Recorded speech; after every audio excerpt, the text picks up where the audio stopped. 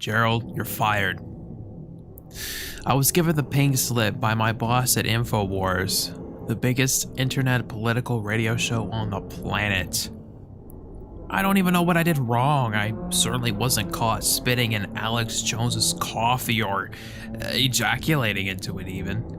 Even on the days that I ejaculated into it, Alex complimented me on my coffee making skills, calling it the best cup of coffee he's ever had.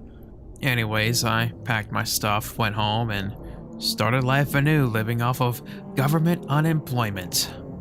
After about 6 months of sitting at home, watching daytime television, eating cheese curds, and farting vigorously into my lazy boy to the point where I actually created a hole in the seat, I decided to check up on my old boss, Mr. Alex Jones.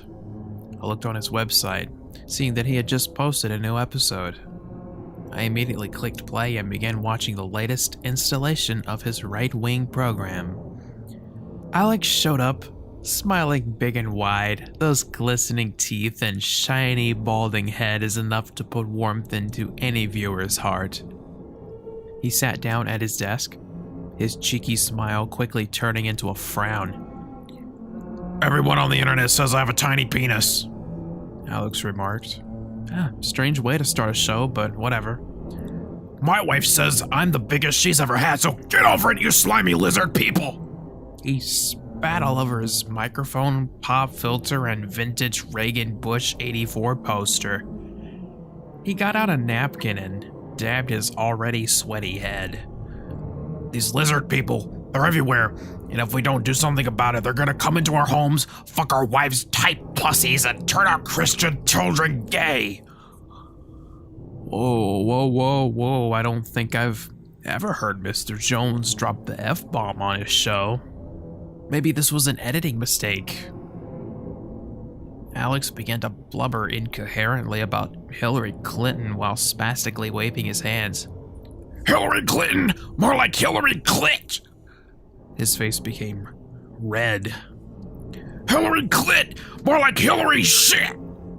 He began banging on his desk. "Barack Obama! More like Barack Osama bin Laden!" He began a 15-minute speech about how Obama was bin Laden in disguise. He held up pictures of both Obama and bin Laden, pointing out their similar facial features, circling them with a Santa Claus pin like the one your aunt gives you for Christmas when she doesn't know what else to buy you and probably doesn't love you. Jones put both pictures on his desk facing up, stood on his desk, unzipped his pants, and pissed all over the pictures while shouting, "Nazi commie scum alien pieces of shit!" You could see his penis, and all I'm going to say is his wife has to be lying about him being the biggest she's had. Jones pulled his trousers down and took a large shit on the pictures and lit them on fire, throwing pictures of Hillary Clinton and a gay pride flag into the pile. He sat back down in his chair and continued the show while his desk caught fire. "You smell that?" Jones inquired. "It's the smell of patriotism and straight pride." Jones took a sip of his coffee that was seated on his now half-collapsed desk. His face had a look of disappointment as he drank his cup of joe.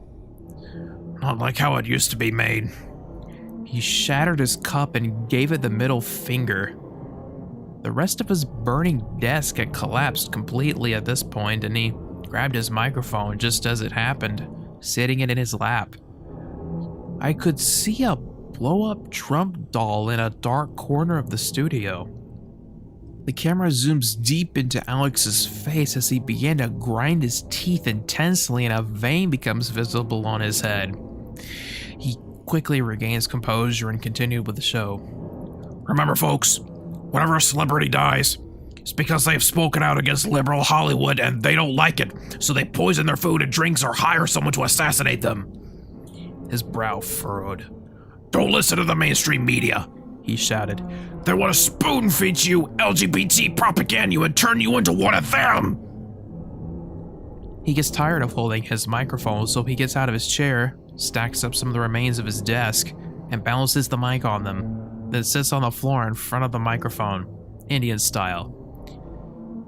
Alex rubs his profusely sweaty head, tired from all the chaos he's caused. He says, We have a special guest. Please welcome the 40th President of the United States, back from the dead. Here is Ronald Reagan. Two studio crew members slowly applaud in the background as a decaying human body that appears to be the reanimated remains of the former president limps onto the set, collapsing before he makes it into the guest seat. A crew worker runs onto the set, dragging the zombified Reagan into the guest chair and sits him upright. Alex smiles and greets Reagan, stating that it's nice to have him on the show as his first appearance, quote-unquote, after being revived. Reagan responds in a raspy voice. My pleasure, Alex. Mr. Jones rubs his sweaty forehead once more. Now that you're back from the dead, your dementia seemingly cured, what are you going to do next? What are your plans as the first rebirthed U.S. president? Zombie Reagan replies, Well, I would like to run for office once again, but they still count my 2 past terms even after death. Reagan and Alex both share a laugh, and Reagan's left eye rolls out of its socket and into his lap. Reagan continues, The least I can do now is publicly announce my endorsement for President Trump and the admirable work he's doing for our wonderful country. While speaking, Reagan is reaching in his lap for his fallen eye. His decaying index finger snaps as he grips the eyeball, the broken digit dangling by what's left of his rotting flesh. Alex offers to get his eye for him. Reagan responds with, No, I'll just leave it here for now. Jones asks Reagan what else he's doing these days. Reagan responds, Well, the United States government is continuing to fund the revivals of past presidents. Last I heard, they were pretty close to finishing up on the revival of President Lincoln. They have his brain reconstructed finally and will start the revival process soon. Alex asks, Is there anything they can do about the rotten flesh? Ronald starts looking a bit distracted. I could see it in his rotting half-skeleton face that something was off. And it was the moment that Jones said flesh that Reagan began not feeling well. Pardon me, Alex, Reagan spoke. I'm just a little hungry. It didn't take longer than 20 seconds for him to turn into a classic zombie. Jones got up and ran around the studio. Reagan started up a chant. Brains, flesh, brains, flesh. He finally grabbed Jones by the arm, biting his hand clean off, spraying hyper-realistic blood everywhere like a yard sprinkler. Reagan chews up Jones's severed hand before Jones unholsters his 9mm pistol because this is America and offed Reagan right there with a shot to the head. Reagan falls to the ground with a dull thud, blood and brain matter oozing from his head wound. Alex turns to tend to his severed hand as the camera zooms into it, still spraying blood every which way. All of a sudden, and to this day, I cannot explain this phenomenon, but slowly but surely, a hand began to materialize underneath the stump. It grew into place where his previous hand was. The camera pans up to Jones's face. His face is in full frame, closing his eyes and then opening them again, to reveal that his eyes have become black and resembling the eyes of a lizard. Jones realizes what he had revealed and quickly asks the crew to cut the cameras as the shot cuts away. Just a split second after what I think was a lizard-like tail appeared on screen behind Alex, waving around. They rolled a commercial for Jell-O, shockingly. However, it wasn't just any Jell-O, it was Jell-O Blood Pops. I was in a mix of shock and awe at this frozen food product that I deemed highly controversial. But that's not the worst part. The worst part is that the person advertising the Pops was Bill Cosby. He shouted, After 25 years, Jello blood pops back. Now with 60% less Quaaludes. He tried to stand up and dance along with these two poorly animated 3D skeletons, but the elderly Cosby fell and broke one of his hips. The ad keeps rolling as Cosby lay on the ground, vomiting chunky green fluid as the skeletons breakdance in the background to some really bad accordion music. The commercial ends and fades out after Cosby vomits up his spinal cord. Infowars returns with Alex sitting at a new desk in place of the old one he destroyed in a fiery Democrat hate-driven rage. He has his glistening smile back and continues on with the show. Welcome back to Infowars, the only talk show that guarantees to troll the libtards epic win style on the regular.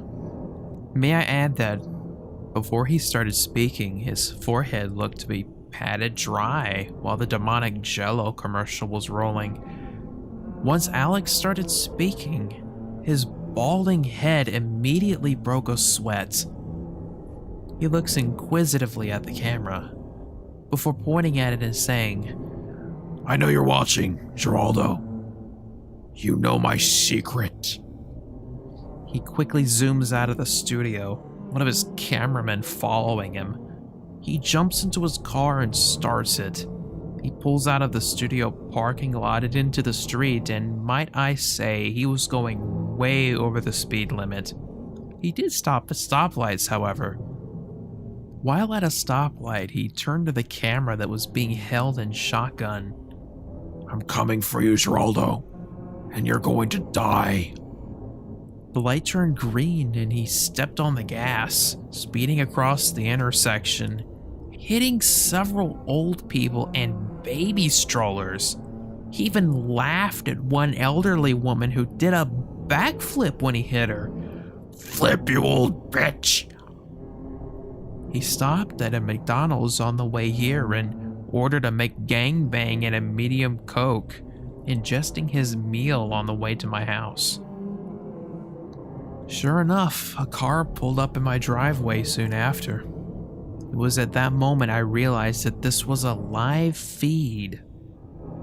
He unbuckled, got out, and walked up to my front door, knocking politely at first, then ringing the doorbell really fast and aggressively. Since it's polite and proper etiquette to wait until someone has opened the door, I took this opportunity to brew some coffee, then masturbate to degenerate furry porn so I could bust a nut into the coffee, then opening the door and presenting Mr. Jones with it. He pouted his lip as he looked down at the cup of coffee, a Reagan Bush 84 mug. He was about to cry knowing he missed my coffee so much.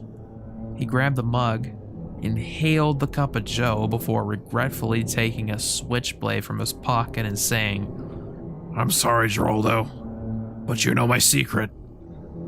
You must die. I screamed like a little schoolgirl before running back into my house with a murderous reptilian conservative talk show host on my tail. It wasn't long until the police arrived to arrest Jones for speeding and running over people.